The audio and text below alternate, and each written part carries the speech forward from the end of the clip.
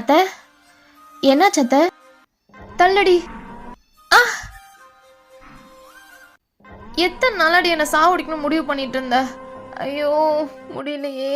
இல்ல அத்தை, நான் எதுவும் கொட்டல. ஏதாவது அடிபட்டுருச்சா? எழுந்துருங்க, நான் தூக்கி விடுறேன். சத்யா, கொஞ்சம் தூக்குமா. என்ன ஆண்டி சும்மா கத்திட்டே இருக்கீங்க? இடுப்பை உடைச்சிட்டா. எத்தனை நாளா பிளான் பண்ணி வச்சிருந்தாலும் சதிகாரி. ஐயோ முடியலையே, தூக்குமா. சென்ட் பாட்டில் கீழே விழுந்து உடஞ்சிருச்சு.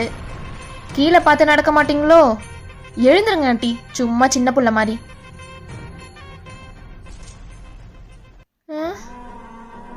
இவன் தூக்குன்னு சொன்னதுக்கு இப்படி பேசிட்டு போறா.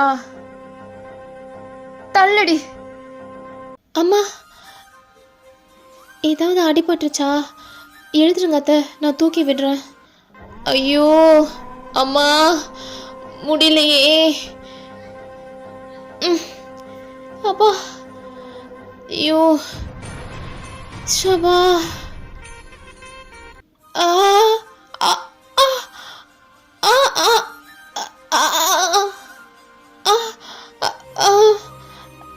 சத்யா, சத்யா, யாராவது இருக்கீங்களா? இங்க வாங்க. பணக்கார பொண்ணுன்னு சத்யாவை தலையில தூக்கி வச்சு ஆடினேன். ஆனா அவ எனக்கு எந்த உதவியும் பண்ணல. ஆனா இந்த பொண்ணு கண்ணு தெரியல, ஒன்றும் இல்லாத வீட்டிலேருந்து வந்தான்னு ரொம்ப இலக்காரமாக நடத்தினேன். அவள் தான் என்னை இப்போ பாட்டுக்கிறா. பணம் முக்கியம் இல்லை, மனுஷாளுங்க தான் முக்கியம்னு நான் புரிஞ்சுக்கிட்டேன். என்னை மன்னிச்சிரு கடவுளே. நான் அவளை நடத்துனதுக்கான தண்டனையா நான் இதை ஏற்றுக்கிறேன்.